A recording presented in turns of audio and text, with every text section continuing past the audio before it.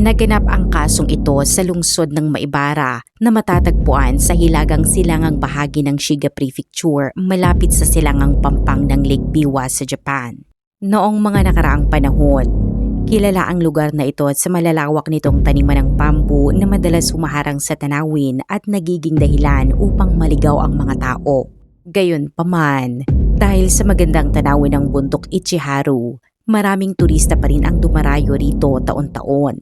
Ang pangunahing tauhan sa kasong ito ay si Ogawa Tenko, isang 28 taong gulang na babae na nagtatrabaho sa isang malaking kumpanya ng paggawa ng salamin.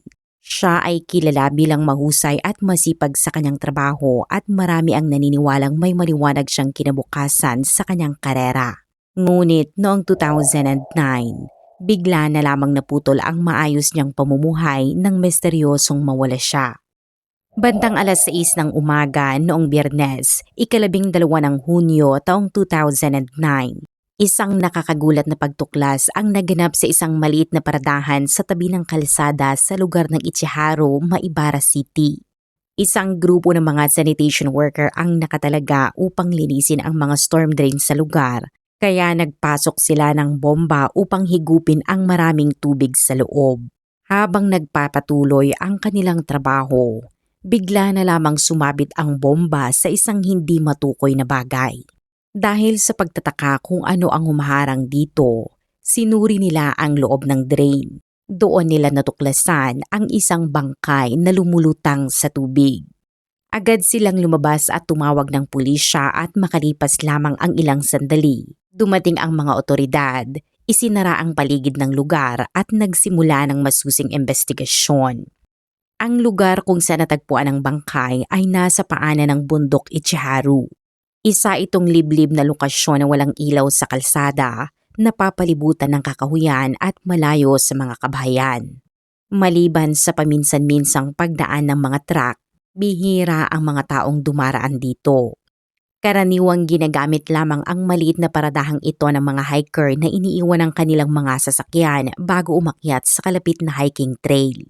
May nakapaskil na karatula sa paradahan na nagsasabing, "Ichiharu cares for you. Please do not litter and keep the area clean." May 4 na storm drain sa lugar at magkakapareho ang kanilang sukat na humigit kumulang 25 inches ang lapad ng bunganga at may lalim na halos 7 talampakan. Isa sa mga drain na ito ang pinaglagyan ng bangkay. Dahil marami nang naipong tubig sa loob, kinailangan pang humingi ng tulong ng pulisya sa departamento ng bumbero upang maiahon ang katawan. Makalipas ang ilang oras, matagumpay nilang nakuha ang bangkay mula sa ilalim ng drain. Sa paunang pagsusuri ay napansin ng mga investigador na ang biktima ay nakasuot ng uniforme mula sa isang kumpanya ng paggawa ng salamin. Mayroon din siyang malino na sugat sa ulo, kaya agad na nabuo ang hinalang hindi aksidente ang kanyang pagkakahulog sa drain. Ayon naman sa mga sanitation worker, ilang araw bago ang insidente ay nakaranas ng malakas na pag-ulan ang lugar, dahilan upang mapuno ng maruming tubig ang mga storm drain sa gilid ng kalsada. Noong umagang iyon ay nakatalaga silang linisin ang mga drain nang biglang sumabit ang kanilang bomba na siya namang nagbunsod sa nakakakilabot na pagtuklas. Umabot hanggang hapon ang pagsisiyasat sa lugar at matapos maalis ang tubig sa loob ng manhole, natagpuan ng pulisya ang ilang bagay sa ilalim nito, kabilang ang isang maskara stick, isang bakal na martilyo at isang susi ng sasakyan. Malapit sa manhole ay nakakita rin sila ng mga bakas ng dugo at isang kumpol ng kayumangging buhok. Sa kalapit na mga palumpong naman, natagpuan ang isang guwantes ng babae at isang pares ng sapatos na may mantsa ng dugo. Gayunpaman, hindi nila nakita ang cellphone ng biktima. Lalong naging mahirap ang investigasyon dahil walang surveillance camera sa kalsadang pinangyarihan ng insidente. Gayunpaman, batay sa mga ebidensyang nakita sa lugar, malinaw sa mga investigador na hindi ito simpleng aksidente. Lumalabas sa paunang pagsusuri na nagkaroon muna ng marahas na kumprontasyon sa pagitan ng biktima at ng salarin bago siya hinampas ng bakal na martilyo at itinapon sa loob ng manhole. Pinaniniwalaan ding kinuha ng salarin ang cellphone at mga dokumentong pagkakakilanlan ng biktima upang maiwasang matukoy ang kanyang pagkatao. Sa pagsusuri ng forensic team, napag-alamang ang sugat sa ulo ay dulot ng matigas at mapurol na bagay. Bukod dito ay may mga sugat sa kanyang mga kamay na nagpapahiwatig na lumaban siya bago mawalan ng buhay. Ayon sa ulat, pagkalunod ang opisyal na sanhi ng kanyang pagkamatay at tinatayang naganap ito bandang 8:00 ng gabi noong 11 ng Hunyo. Inihambing ng pulisya ang DNA ng biktima sa database ng mga nawawalang tao at kalaunan ay nakumpirmang siya ay si Ogawa Tenko, isang 28 taong gulang na babae. Sa katunayan, ilang araw bago ito ay nagsampa na ng ulat ang kanyang ina tungkol sa kanyang pagkawala. Ayon sa kanya, umalis ang kanyang anak para pumasok sa trabaho noong 10 ng Hunyo. Ngunit hindi na ito nakauwi at hindi rin sumasagot sa mga tawag matapos ang kanyang shift. Batay sa investigasyon, ipinanganak si Ogawa Tenko sa lungsod ng Nagahama sa Shiga Prefecture. Siya ay nag-iisang anak ng kanyang mga magulang, wala pang asawa at nakatira kasama ang kanyang pamilya sa lugar ng Kanagawa sa Nagahama City. Noong 2002, sa edad na 21, nagsimula siyang magtrabaho sa isang kumpanya ng paggawa ng salamin sa Nagahama. Isa sa kanyang mga tungkulin ang pagsasanay sa mga bagong empleyado at dahil sa kanyang pagiging masipag, mapagkumbaba at magalang, mataas ang paningin sa kanya ng kanyang mga katrabaho. 7 taon na siyang nagtatrabaho sa kumpanyang iyon at bunga ng kanyang pagsisikap ay nakabili siya ng kanyang sariling sasakyan. Araw-araw niya itong ginagamit sa pagbiyahe mula sa kanilang bahay patungo sa kanyang pinagtatrabahuhan. Noong umaga ng 10 ng Hunyo 2009, naghanda si Ogawa Tenko na noon ay 28 taong gulang na upang pumasok sa trabaho gaya ng kanyang nakagawian. Ngunit nang subukan niyang paandarin ang kanyang sasakyan ay bigla itong nagkaproblema at tumangging umandar. Dahil ayaw niyang mahuli sa trabaho ay nakiusap siya sa kanyang ina na ihatid siya sa kumpanya. Pagsapit ng 8:00 ng gabi, matapos ang kanyang trabaho, sinabi niya sa kanyang ina na magta-taxi na lamang siya pa uwi. Ngunit habang lumalalim ang gabi ay hindi pa rin siya nakauwi at hindi rin siya makontak sa telepono. Sa una ay inakala ng kanyang ina na abala lamang siya sa trabaho at uuwi rin kapag natapos na ang kanyang mga gawain. Ngunit kinabukasan, nang hindi pa rin siya umuuwi, nagsimula ng mabahala ang kanyang ina. Habang naghahanda itong pumunta sa kumpanya ng kanyang anak, nakatanggap siya ng tawag mula sa isa sa mga katrabaho ni Ogawa Tenko na nagsabing hindi ito pumasok at hindi rin nila makontak. Lubhang kakaiba ang sitwasyong iyon. Kilala si Ogawa Tenko bilang isang taong palaging nasa oras at hindi kailanman lumiliban o nahuhuli ng hindi nagpapaalam. Dahil dito, nagpasya ang kanyang katrabaho na makipag-ugnayan sa kanyang pamilya upang alamin ang nangyari. Dahil sa tawag na iyon ay agad na nakaramdam ng matinding pag-aalala ang kanyang ina.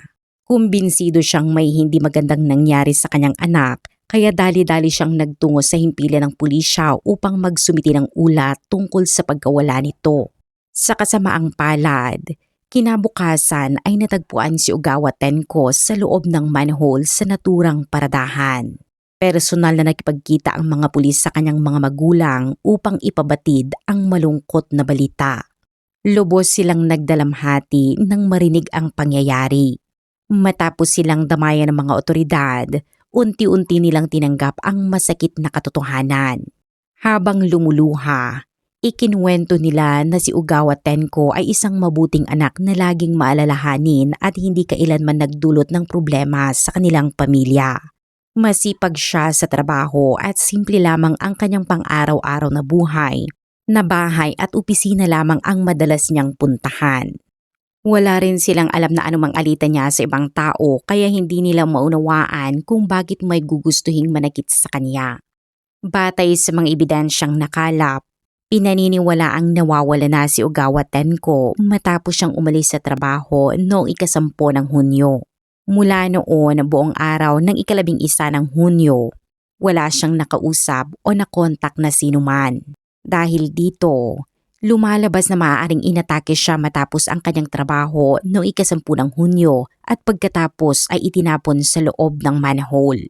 Gayunpaman, may posibilidad na hindi pa siya agad nawala ng buhay nang itapon siya roon. Pinaniniwala ang nawalan lamang siya ng malay dahil sa tinamong pinsala at nang magkamalay sa loob ng maruming tubig. Sinubukan niyang makatakas sa sarili niyang paraan, ngunit dahil sa patuloy na pag-ulan, patuloy ding tumaas ang lebel ng tubig hanggang sa tuluyan siyang nalunod bandang 8:00 ng gabi noong 1 ng Hunyo, halos isang araw matapos ang pag-atake. Tinanong ng pulis ang kanyang mga magulang kung may napansin ba silang kakaibang kilos sa kanya bago ang insidente. Ayon sa kanila ay mahiyain at tahimik si Ogawa Tenko. Wala pa siyang asawa at kadalasang nasa bahay lamang kapag hindi nagtatrabaho. Sa araw ng kanyang pagkawala, wala silang napansing anumang kakaibang pag-uugali at pumasok siya sa trabaho gaya ng nakaraniwan. Nang suriin naman ng mga investigador ang mga bagay na natagpuan sa pinangyarihan, napag-alaman nilang maliban sa bakal na martilyo, lahat ng ipapanggamit ay pag-aari ni Ogawa Tenko. Dahil dito, nagtungo sila sa kumpanyang kanyang pinagtatrabahuhan upang makalikom ng karagdagang impormasyon tungkol sa kanyang buhay at mga huling aktibidad bago siya mawala. Ayon sa manager ng kumpanya, si Ogawa Tenko ay isa sa kanilang mga pinakamahusay na empleyado. Kilala siya bilang responsable, masipag at matiyagang gumagabay sa mga bagong manggagawa. Kaya naman nang hindi siya pumasok at hindi rin nagpaalam simula noong 11 ng Hunyo, agad itong ikinabahala ng kanyang mga katrabaho. Habang nagpapatuloy ang investigasyon, isang empleyadang nagngangalang Kyoko ang kusang lumapit sa pulisya upang magbigay ng mahalagang impormasyon. Ayon sa kanya, noong gabi ng 10 ng Hunyo, habang naghahanda siyang umuwi, naisip niyang yayain si Ogawa Tenko na sabay silang lumabas ng kumpanya. Ngunit napansin niyang nakatitig ito sa kanyang cellphone at tila balisang may ka-text o kausap. Tinawag ni Kyoko si Ogawa, ngunit hindi agad ito tumugon. Dahil dito, nilapitan niya ito upang kamustahin. Sinabi naman ni Ogawa na may personal siyang aasikasuhin at maaaring mahuli siyang umalis. Kaya pinayuhan niya si Kyoko na mauna na lamang. Hindi na nagtanong pa si Kyoko at agad na umalis ng mag-isa. Mula sa salaysay na ito, napag-isip-isip ng mga investigador na maaaring may mahalagang impormasyon ang taong kausap ni Ogawa sa kanyang cellphone bago siya mawala. Gayunpaman, dahil hindi pa rin natatagpuan ang kanyang telepono, wala silang paraan upang matukoy kung sino ang kanyang kausap, kaya napilitan silang maganap ng iba pang posibleng ebidensya. Sa pahintulot ng direktor ng kumpanya, sinuri ng mga investigador ang mga kuha ng surveillance camera. Doon nila nakita na noong 10 ng Hunyo, tila balisa at hindi mapakali si Ogawa Tenko at madalas niyang tinitingnan ang kanyang cellphone. Nang gabing iyon, nakita rin siyang umalis ng mag-isa mula sa kumpanya at pagkatapos noon ay wala nang nakakaalam kung saan siya nagtungo. Habang sinusubukan ng pulisya na buuin ang mga pangyayari, muling nakipag-ugnayan sa kanila ang ina ni Ogawa Tenko dala ang isa pang mahalagang impormasyon. Ayon sa kanya, noong 2 araw matapos mawala ang kanyang anak, tinawagan niya si Nami, isa sa pinakamalapit na kaibigan ni Ogawa upang tanungin kung may alam ito tungkol sa kanyang kinaroroonan. Pagkatapos malaman ang tungkol sa pagkawala ni Ogawa ay agad na sinubukan ni Nami na tawagan ang cellphone nito, ngunit sa kanyang pagtataka, may sumagot sa kabilang linya. Ang mas nakakagulat ay hindi si Ogawa Tenko ang sumagot kundi isang hindi kilalang lalaki. Ilang salita lamang ang binitawan ng lalaki bago agad nitong ibinaba ang tawag. Kalaunan ay ikinuwento ito ni Nami sa ina ni Ogawa. Noong una ay inakala ng ina na baka nagkamali lamang ng numero si Nami dahil sa pagkakaalam niya, hindi kailanman nagkaroon ng kasintahan ang kanyang anak at wala rin itong malalapit na kaibigang lalaki. Ngunit habang lalo niya itong pinag-iisipan, lalo siyang nababahala. Dahil dito ay nagpasiya siyang ipaalam ang impormasyong ito sa pulisya. Agad namang nakipag-ugnayan ang mga investigador kay Nami at kinumpirma nito na noong 11 ng Hunyo. Nang tawagan niya ang cellphone ni Ogawa Tenko, isang lalaki nga ang sumagot sa kabilang linya. Sa una, inakala ni Nami na baka maling numero ang kanyang natawagan, ngunit matapos niyang muling suriin ito, nakumpirma niyang tama ang numerong kanyang dinayal. Dahil dito, tinanong niya ang lalaking sumagot kung alam nito kung nasaan si Ogawa Tenko. Ngunit sa halip na magbigay ng malinaw na sagot, malamig at iritable itong sumagot na nasa isang pagpupulong siya at wala siyang alam tungkol sa kinaroroonan ni Ogawa Tenko bago agad na ibinaba ang tawag.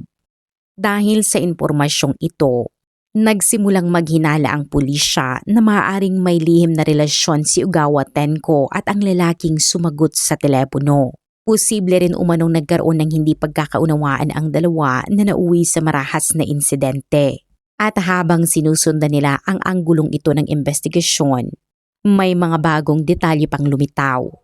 Napag-alaman ng mga investigador na malapit ang ugnayan ni Ogawa Tenko sa isang lalaking nagngangalang Morita Banjo. Madalas silang mag-usap sa telepono at ayon sa ilang impormasyon, tila higit pa sa pagkakaibigan ang kanilang relasyon. Gayunpaman, lumalabas na kamakailan lamang ay nagkaroon sila ng alitan at hindi maganda ang kanilang paghihiwalay. Si Morita Banjo ay 40 taong gulang, 12 taon ang tanda kay Ogawa Tenko at nakatira sa Ogani City sa Shiga Prefecture. Katulad ni Ogawa ay nagtatrabaho rin siya sa kumpanya ng paggawa ng salamin kung saan nakatataas siya rito sa trabaho. Upang hindi makatawag pansin, tahimik na nagsagawa ng pagsisiyasat ang pulisya sa paligid ng tahanan ni Morita. Doon nila natuklasan na may asawa na siya at may 2 anak. Ayon sa isang kapitbahay, mataas ang tingin ng mga tao kay Morita dahil sa kanyang magalang na pag-uugali at pagiging handang tumulong sa mga nangangailangan. Dahil dito, kilala siya bilang isang mabuting tao sa kanilang komunidad. May taas na humigit kumulang 5 feet and 11 inches si Morita at may maayos na anyo na nagbibigay ng impresyon ng pagiging maaasahan at propesyonal. Dahil sa kanyang kakayahan at magandang reputasyon, napili pa siyang maging leader ng komunidad na nangangasiwas sa iba't ibang gawaing pampubliko sa kanilang lugar. Kapansin-pansin din na bago at pagkatapos ng insidente, patuloy siyang pumapasok sa trabaho gaya ng dati. Wala ring nakapansin ng anumang senyalis ng paggabalisa o pag-aalala sa kanyang kilos. Ayon naman sa isa pang kapitbahay, isa siyang mapagmahal na ama na lubhang nagmamalasakit sa kanyang 2 anak na kahit abala sa trabaho ay palagi siyang naglalaan ng oras para sa kanyang pamilya. Sa kanyang mga araw ng pahinga ay madalas siyang magitang namamasyal kasama ang kanyang mga anak. At kung minsan naman ay nanghuhuli ng mga alimango sa tabi ng ilog. Bukod dito ay maayos rin umano ang samahan nila ng kanyang asawa. Kapag may mga aktibidad sa paaralan ng kanilang mga anak, sabay silang dumadalo at hinahangaan pa ng ibang mga magulang dahil sa kanilang tila masayang pagsasama. Idinagdag pa ng kapitbahay na wala silang napansing anumang kakaiba sa pamilya Morita bago o pagkatapos ng krimen. Ang kanyang asawa ay patuloy na namimili at nagluluto gaya ng dati at ang tanging napansin lamang nila ay madalas na umuwi ng gabi si Morita nitong mga nakaraang panahon na inakala nilang dulot lamang ito ng overtime sa trabaho. Matapos makausap ang mga kapitbahay, nabuo sa isip ng mga investigador na malamang ay lihim ang relasyon ni Morita Banjo at Ogawa Tenko. Sa loob ng kanilang tahanan, pinanatili ni Morita ang imahe ng isang mabuting asawa at responsableng ama habang palihim na nakikipag-ugnayan sa ibang babae. Pinaniniwalaan din ng pulisya na matapos magkaroon ng alitan ng dalawa, maaaring pinaslang ni Morita si Ogawa Tenko at pagkatapos ay nagpatuloy lamang sa kanyang pang-araw-araw na buhay na parang walang nangyari. Sa ganitong paraan, naitago niya hindi lamang ang kanilang relasyon kundi pati na rin ang anumang palatandaan na maaaring magdulot ng pagdududa. Nang tanungin ng pulisya ang mga magulang ni Ogawa Tenko kung may alam sila tungkol sa kanyang buhay pag-ibig, pareho nilang sinabing wala silang anumang nalalaman. Hindi raw ugali ng kanilang anak na pag-usapan ang kanyang personal na buhay, kaya ang alam nila ay wala itong kasintahan. Dahil dito, labis silang nagulat nang malaman na sangkot pala siya sa isang relasyon sa isang 40 taong gulang na lalaking may asawa na at mga anak. Dahil sa mga bagong impormasyong ito, muling bumalik ang mga investigador sa kumpanya ng paggawa ng salamin upang mangalap pa ng karagdagang detalye. Isang empleyadong nagngangalang Sato ang nag-ulat na madalas niyang makitang magkasama si Morita Banjo at Ogawa Tenko at tila may malapit silang ugnayan dahil sabay pa silang umuuwi mula sa trabaho. Sa una ay hindi ito pinansin dahil normal lamang ang mabuting samahan sa mga magkatrabaho. Ngunit kalaunan ay kumalat sa kumpanya ang mga usap-usapang may lihim silang relasyon lalo na nang makita pa silang magkahawak kamay. Bagamat hindi nila kinumpirma o itinanggi ang mga chismis, nanatili silang tahimik at tila walang pakialam sa mga usapan. Nang lumipas ang panahon, mas naging lantad ang kanilang pagiging malapit hanggang sa masanay na lamang ang mga katrabaho sa kanila. Gayunpaman, matapos ang pagkamatay ni Ogawa Tenko, napansin ng ilan na si Morita ay patuloy na pumapasok sa trabaho na parang walang nangyari. Kaya't nagsimulang lumakas ang hinala sa loob ng kumpanya na maaaring may kinalaman siya sa insidente. Hindi nagtagal. Isang babaeng nagngangalang Yuna ang lumapit sa pulisya at ipinakilala ang sarili bilang matalik na kaibigan ni Ogawa Tenko na madalas pagkuhanan ng payo ng biktima tungkol sa kanyang mga personal na problema. Ayon kay Yuna, noong una ay hindi alam ni Ogawa na may asawa na si Morita Banjo, ngunit dahil araw-araw silang magkasama sa trabaho ay unti-unting nahulog ang loob niya rito. Sa simula, naging maayos ang kanilang relasyon at umabot pa sa puntong napag-usapan na nila ang posibilidad na ipakilala ang isa't isa sa kanilang mga kapamilya. Gayunpaman, kalaunan ay lumitaw umano ang mas agresibong ugali ni Morita, kabilang ang biglaang galit at mga pagkakataong nagiging marahas siya, dahilan upang ilang beses na ring naisip ni Ogawa na tapusin ang relasyon. Ngunit ilang beses siyang napapapayag na magbalikan dahil sa matatamis na pangako ni Morita. Bago ang insidente, sinabi ni Ogawa kay Yuna na naghihinala siya ng pagtataksil kaya hinarap niya si Morita, ngunit nauwi lamang ito sa matinding pagtatalo matapos siya mismong akusahan ni Morita na siya ang may ibang karelasyon. Ilang sandali matapos ang pag-uusap na ito, sumunod na ang balitang nawawala at kalaunan ay natagpo ang patay na si Ogawa. Ayon kay Yuna, may pabago-bagong emosyon si Morita at mabilis itong magalit, kaya naniniwala siyang posible itong makagawa ng marahas na hakbang. Dagdag pa niya, si Morita ang may malinaw na motibo, lalo na kung matutuklasan ni Ogawa ang tungkol sa kanyang pagiging may asawa. Pinaniniwalaan din niyang maaaring nagkita ang dalawa noong 10 ng Hunyo matapos ang trabaho upang pag-usapan ang kanilang relasyon na posibleng nauwi sa marahas na insidente. Gayunpaman, nananatili itong isang teorya lamang at kinakailangan pa rin ng pulisya ng matibay na ebidensya bago makapagpatuloy sa kaso. Hindi nagtagal ay may panibagong impormasyong lumitaw. Natuklasan ng mga investigador na may sariling sasakyan si Morita Banjo na ginagamit niya araw-araw. 2 araw matapos matagpuan ang bangkay ni Ogawa Tenko, bigla niyang dinala ang sasakyan sa isang talyer para ipaayos. Dahil sa kahina-hinalang tiyempo nito ay agad itong nakatawag ng pansin sa pulisya. Nagtungo ang mga investigador sa talyer upang alamin ang detalye at ayon sa isang mekaniko, regular na customer si Morita at madalas dalhin ang kanyang sasakyan kapag may anumang problema. Ikinwento rin ito na dati ay madalas may kasamang babae si Morita at kapansin-pansin ang pagiging malapit nila sa isa't isa, dahilan upang isipin ng marami na magkasintahan ang mga ito.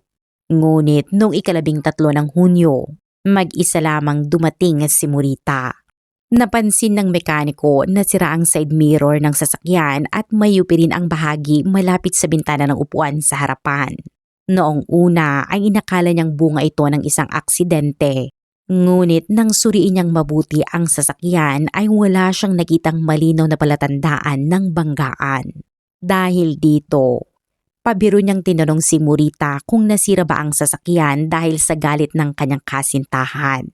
Sa puntong iyon, kapansin-pansin umanong nagulat si Morita at tila hindi alam kung paano sasagot. Dahil sa reaksyong iyon, hindi na nagtanong pa ang mekaniko. Nang ipakita sa kanya ng pulisya ang larawan ni Ogawa Tenko, agad niya itong nakilala bilang ang babaeng madalas nakasama ni Morita sa tuwing pumupunta ito sa talyer. Sa puntong iyon, si Morita Banjo na ang pangunahing suspect sa kaso. Ayon sa teorya ng mga investigador, matapos ang trabaho ay sumakay si Ogawa Tenko sa sasakyan ni Morita. Habang nag-uusap sila, nauwi umano ito sa mainit na pagtatalo. Pagdating nila sa lugar kung saan kalaunan ay natagpuan ang bangkay, lalo pang lumala ang kanilang alitan at sa gitna ng galit. Pinaghampas umano ni Morita si Ogawa gamit ang isang martilyong nasa loob ng kanyang sasakyan. Sinubukan pa raw tumakas ni Ogawa, ngunit hinabol siya ni Morita at patuloy na sinaktan. Sa gitna ng kanilang pagkikipagbuno, nasira umano ang side mirror at bahagi ng bintana ng sasakyan. Sa kalaunan, nagtamo si Ogawa ng matinding pinsala sa ulo at nawalan ng malay. Samantala, itinapon umano siya ni Morita sa isang kalapit na manhole. Dahil madalas dumaan sa lugar na iyon si Morita, alam niyang walang mga surveillance camera sa paligid. Ang hindi niya inaasahan ay buhay pa si Ogawa nang itapon niya ito roon at nawalan lamang ng malay dahil sa mga tinamong pinsala. Agad na sinaliksik ng pulisya ang sasakyan ni Morita at kalaunan. Nakakita sila ng mga bakas ng dugo sa upuan ng pasahero sa harap at maging sa loob ng kaliwang bahagi ng rear brake assembly. Nang isailalim sa pagsusuri ang mga bakas na ito, nakumpirmang tumutugma ang DNA sa biktimang si Ogawa Tenko. Isang linggo matapos ang insidente at batay sa mga ebidensyang kanilang nakalap, inaresto ng pulisya si Morita Banjo bilang pangunahing suspect sa pagpatay kay Ogawa Tenko. Sa pagsusuri ng mga mensahe sa kanyang telepono, nakumpirma ang pagkakaroon nila ng romantikong relasyon. Lumitaw rin ang mga pag-uusap na nagpapakita ng madalas nilang pagtatalo dahil sa mga paratang ng pagtataksil laban sa isa't isa. Samantala, sa panahon ng interogasyon, sinabi ng asawa ni Morita na wala siyang anumang kaalaman tungkol sa lihim na relasyon ng kanyang asawa. Sa kanyang paningin, si Morita ay isang huwarang asawa at mapagmahal na ama sa kanilang mga anak. Hindi niya kailanman pinaghinalaan ang kanyang asawa, kaya lubos siyang nasaktan at nabigla nang matuklasan na matagal na pala nitong itinatago ang ganitong uri ng lihim na buhay. Nang isailalim sa pagtatanong si Morita Banjo, ikinagulat ng mga investigador ang kanyang pagiging kalmado. Sa halip na magpakita ng pagkabahala, tila wala siyang anumang emosyon kaugnay sa kaso. Mariin niyang itinanggi na nagkaroon sila ni Ogawa Tenko ng hindi angkop na relasyon at iginiit na magkatrabaho lamang sila. Ayon kay Morita, wala silang romantikong ugnayan ni Ogawa Tenko at nananatili lamang silang magkatrabaho na nagtutulungan at nagmamalasagitan sa loob ng kumpanya. Giit niya, ang mga usap-usapan tungkol sa kanila ay pinalaki lamang ng tsismis sa opisina at wala siyang naging magagawa kundi tiisin ang mga ito.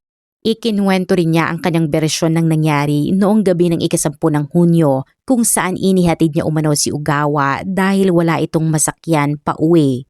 Ngunit bigla raw itong nataranta at paulit-ulit na humiling na ibaba sa daan.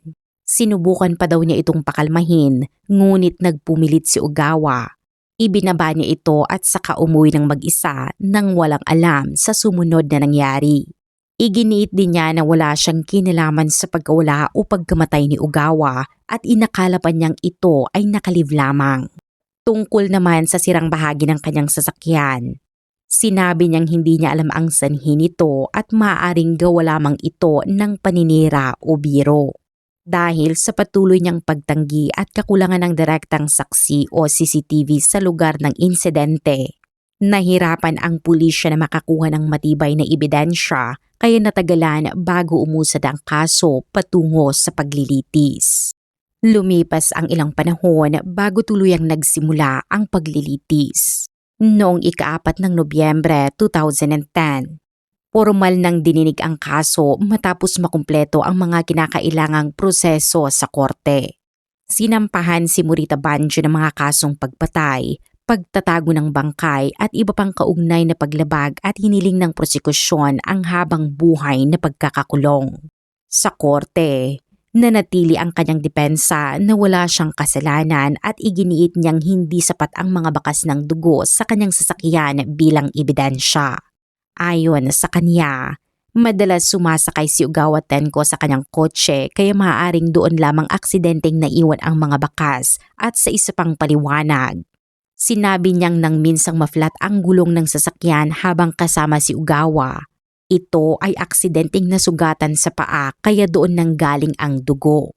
Gayunpaman, iginiit ng prosekusyon na mas malalim ang ugnayan ng dalawa batay sa mga mensahe sa telepono at sa mga testimonya. Kabilang ang isang driver ng truck na nakakita ng sasakyan na kahawig ni Morita malapit sa pinangyarihan ng insidente noong gabi ng ika-10 ng Hunyo na may nakabukas pang ilaw. Nagpatotoo rin si Yuna na nakaranas si Ogawa ng pananakot at agresibong pag-uugali mula kay Morita bago ang insidente na sumuporta sa teoryang nagkaroon ng matinding alitan ang dalawa.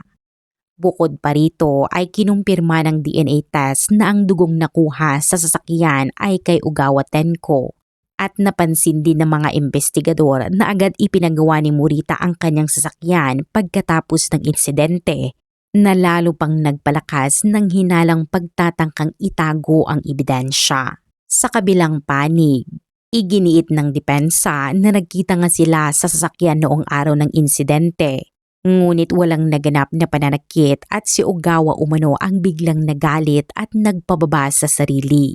Dahil dito, nananatiling magkasalungat ang mga paliwanag ng magkabilang panig at nagpatuloy ang matinding pagtatalo sa loob ng korte. Mula nang maaresto si Morita Banjo noong ika-19 ng Hunyo, paulit-ulit niyang iginiit na wala siyang kinalaman sa pagkamatay ni Ogawa Tenko at mariin niyang itinanggi ang paratang na siya ang pumatay dito. Sa panahon ng interogasyon, madalas rin siyang nananatiling tahimik at tumatangging sumagot sa ilang tanong ng mga investigador.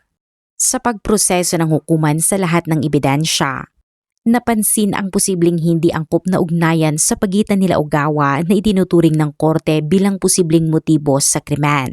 Itinuring ding hindi kapanipaniwala ang ilang paliwanag ni Morita hinggil sa mga ebidensyang natagpuan laban sa kanya, lalo na ang mga pisikal na bakas na konektado sa kanyang sasakyan na naging isa sa pinakamalagang ebidensya sa kaso.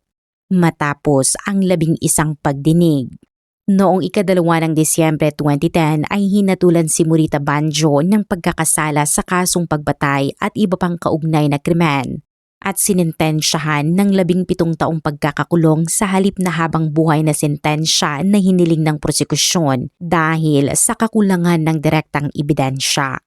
Siya ay umapila sa mas mataas na hukuman ngunit ibinasura rin ito at nananatiling epektibo ang hatol.